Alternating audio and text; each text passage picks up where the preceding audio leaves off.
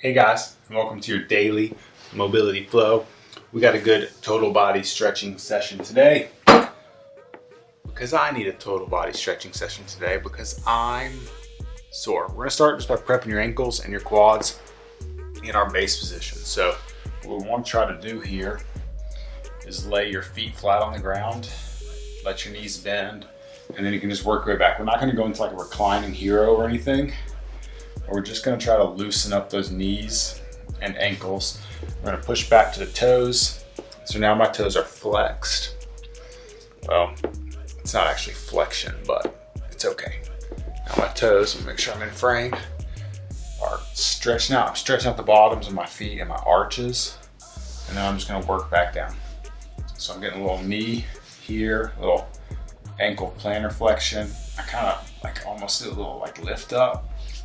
And then back. Take your time with this. For me, I can kind of jump straight into it. You may have to hold a little bit more like this and support yourself as you work the positions.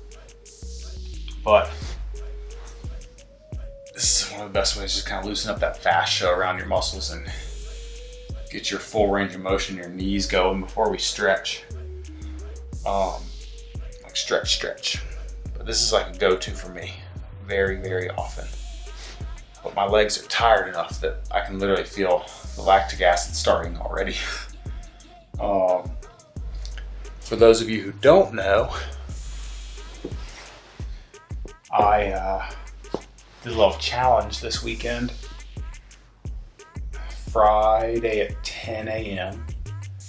until Saturday at 10 a.m. I ran 2 miles every hour. We're going to go to a pigeon. That wasn't nothing too crazy at what we just did, just starting to loosen things up a little bit, and then we'll rest a little bit in a pigeon. But 2 miles every hour for 24 hours. So 48 miles in 24 hours. It wasn't like a sponsored race or anything, or I didn't go someplace or have like live music or get free beers. It was just me and one of my high school kids in my garage doing a 1 mile loop in my neighborhood twice every hour on the hour flip. So today I am sore. So I guess at this time, we basically finished like 24 hours ago, a little over 24 hours. Ran through the night on Friday night into Saturday morning, and then ran until about 9:30 a.m. on Saturday morning. So I gotta work. This is my first stretching session since then. I've basically taken the last 24 hours off just as rest and recovery. I took 3 baths over the course of the rest of Saturday, so 10 a.m. to the rest of the day. I took 3 separate baths. The first one was Epsom salt, and then just, a couple times after that, just get in for the heat and stimulate a little bit of blood flow and make things looser, feel good. But truthfully, I feel pretty good today. I feel pretty good. I hope you guys switched. I don't think I said it, but let's switch back again. This will be our last one of pigeon. That's 2 per side. 2 reps per side. I feel pretty good, truthfully. I've done some longer races, 7-hour races, 24-hour relay races, 12-hour solo races. I've run 48 miles before. That was not actually something I haven't done. Although we didn't prepare for this at all. Like he mentioned, all right, let's switch. We're going to a lunge. We're gonna grab that back foot, start opening up your quads and your hips. Like this is like doesn't hurt. It's not like sore or anything. My quads feel pretty good. My hips are tight. My foot here, where like your like 5th metatarsal sits underneath the foot, on both feet, but mostly my right. That 5th metatarsal is pretty tender from 48 miles of road running. My left knee is a little bit swollen, like right here on the outside. And that's really all that hurts. A little bit of right foot, left knee. My muscles actually feel great. It's not to say I wasn't tight yesterday. I mean, I took 3 baths. I was that tight. Switch. You know, I was tight enough to want to take 3 baths, but I mean, honestly, I feel really, really good. I'm kind of surprised at how good I feel, given that that was definitely the hardest thing I've ever done. I mean, I've run 50 miles in 12 hours before, and this was way harder than that, in my opinion. Different, but harder. You know, the 50 miler was through the woods, a lot of elevation change, 12 hours, you know, just keep pushing. I didn't sit down in the 50 miler for 12 hours, just kept pushing. All right, let's do that again. So, you know, this one, it was just different. It just hit different, you know, because of, you know, let's say even if you run 20-minute 2 miles, 10-minute miles. Let's say even if you're on 12-minute miles, so 24 minutes, you still got 36 minutes to rest every hour, which is really nice. You know, it's especially nice, switch, for me to be able to like change out of sweaty clothes constantly, because that's a big problem I have. I lose a lot of water very fast. So to be able to change socks, change pants, you know, change shirts constantly and then be able to eat, this was pretty great. But that like 40 minutes of downtime is like just enough time to really start to get sore. I mean, by the 5th run, my muscles were sore already. Yeah, it was only 10 hours. Sorry, it was only 10 miles, but it was 5 hours in, you know? So it's just a different, hit different. And then obviously staying up all night without any type of, you know, support by any means. Let's stay in this position. We're gonna work this hamstring while we're here. So we're just gonna kind of straighten this leg and lean down to hit this hamstring. You know, there's no support. I mean, a couple friends came over a few times, and Brooke is obviously amazing and takes care of us and washes some clothes once or twice. But it wasn't like a race where there's like volunteers there who like want to cheer you on, or, you know, other 24-hour races where there are pacers, so you can get someone who's like completely fresh to run with you, just to tell you it's gonna be okay. You're gonna make it. Like, we didn't have any of that, you know, from the hours of midnight basically until 8 a.m., 8 a.m. We were just alone, like just us. So those hours got pretty tough. And it's like you just want to go to sleep. And then we finally did start sleeping. Oh, switch sides. We finally started sleeping, and then you're just waking up crazy tight. You're getting 20 minutes of sleep, and then you try to start running again, and like all your muscles are locked up because you're just going hot, cold, hot, cold, hot, cold.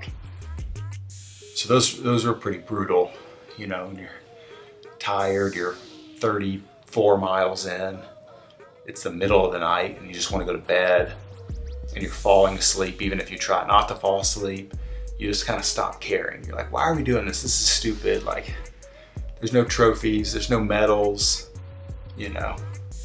For the kid I ran with, he's never run more than 10 miles before. So 48, pretty substantial. Oh, let's do that again. I'm doing that again. It's a huge difference. So, you know, we hit 30-mile mark, and it's kind of like, you know, do we need to finish? Do you need to finish? You've already run 30 miles. Like, that's really accomplishing. But we did. We almost didn't, though. We almost didn't. We finished mile 34, and Grant kind of rallied. And all of a sudden, he felt really good again. He had had a really rough, probably 6 miles before that, 3 hours. Switch. And I thought he was going to quit. truthfully. I thought he was gonna pull the plug, you know. But we finished, like we started 32, 33, and he was like, my hands are numb. Should my hands be numb? I was like, I don't think so. He's like, should I stop? You know, it was like that. And then we finished those 2 laps and we got to 34 and we walk in the garage. And this is like 2:20 a.m. And he's like, all right, now we have to finish. Like, let's go. Good. We're going crisscross. Apple sauce. Cross them up. Ooh, one leg on top of the other. This is probably the thing I need the most. As goofy as it is, doesn't even look like a stretch, but this is exactly it. This is the money. So we hit 34 at like probably 2:25 a.m. and we come in the garage, and as soon as we walk in, he's like, all right, let's go, we gotta finish. Okay, within 20 minutes, we're both asleep. The first time we fell asleep, 2:40 in the morning. And then I wake up at 3:05 because Grant moves out of the room to go get in bed. I slept through the alarm, and he was like, well, you slept through the alarm, so I guess it's over. So I was like, all right, well, I'm gonna go get in bed. Fine, let's be done. 34 miles, it's pretty good. So I turn off the lights, I go change my clothes, I'm like literally getting in bed. Like I'm literally pulling the covers back. And the last thing I see on my phone is it's 3:18. And I kind of realized, like, even though we missed our 3 o'clock start time, we were supposed to start the 35th mile at 3 a.m. Even though it's 3:18 now, we still actually have 42 minutes to finish within the hour if we go. So I changed, put some socks back on, switch legs. So we're gonna flip-flop those, put some socks, my shoes on, and I went and I woke Grant up. He's like, I thought we were done. Aren't we just gonna sleep? And I was like, dude, come on, man, we still got 40 minutes. Like, we can do this, let's go. We leave in 5 minutes. It doesn't matter how slow it is, we can get it done, and we can just figure out a way to get them done every hour. We were starting on the hour, at 10, 11, 12, 1, 2. We started the 2 a.m. run at 2. We started the 3 a.m. run at 3:25, basically, because we slept through our timers. Oh, that's so tight. All right, let's do them both again. So start from the original. I'm gonna stretch a little bit better this time. So I'm like, if we miss the 30-minute, if we don't finish within the hour, if we don't finish by 4 a.m., we lose. Like, it's not just power of will. Like, we didn't do our challenge, 2 miles every hour. We fail, it's over. But we finished with like 4 minutes to spare. And then just started setting alarms after that to make sure that we were waking up. But honestly, even after that one, it felt like a good rallying point, like almost in bed, out of bed, let's go. We started running the next run. We immediately were both like, switch your legs, last one. We immediately were both like, I don't know if we can finish this. Like, even though we had done this emotional rally, the bodies were just destroyed by then, and the sleep was making everything tighter. So then after that, we started sleeping every single time in between runs, which was really helpful because it took some of the pressure off of, like, I don't know, just took some of the pressure off. You're just like, I'm just gonna lay down, I'm gonna set an alarm, I'm gonna get up, I'm gonna do it. I'm gonna lay down, I'm gonna get up, I'm gonna lay down. It just took some of that, what if away, because we were sleeping at this point. It's like, there is no what if we fall asleep. We are falling asleep. But until like probably 8 left, like that was at 34. The 6 miles before that were rough for Grant. And so from 2 a.m. until our last run was at 9. So until we hit probably the 5 a.m. mark and finished the 5 a.m. run when we were only like 6 miles away. All right, spread them. Oh, this is not gonna be as good as it normally is. We got a little long stretch session today. I hope you're still with me. until we hit like 6 miles to go. It was still like iffy. Even after everything, even after rallying and pushing through and being that close, it was still definitely hard enough that until we were only 6 away, we weren't sure we were gonna finish the whole time. It's pretty crazy. I'm getting like a stretch in here doing this. It's that tight, like it's pulling the most, but I don't know, I feel like there's so many more details to tell that it's hard to know which ones to use. But definitely the hardest thing I've ever done, including all the other races I've done, all the other workouts I've done. This was by far the hardest, but I'm probably the least sore after any of the races I've done, including just some workouts. I've done just hard workouts that were only 40 minutes or even 20 minutes long that I've been way more sore than I am today. But this is the first time I've done an event that was kind of like emotional afterwards. Like you finish and it's like you almost want to like cry because there's just so much, mental push through the night and so much stress that you're just kind of like putting it off. You're like, deal with it later, deal with that later, deal with that later when it's over. And then you finish and it's like, it didn't feel overly accomplishing, but I've yet to genuinely want to quit like an event, like genuinely, not just like, this is kind of boring, I don't really care about this anymore, but like genuinely like want it to just be over and just want to call it, get in bed. 34 miles, whatever, we didn't do it, oh well, but we did. We like legit did it, and we don't have any medals like those. No medals to prove it, just some memories.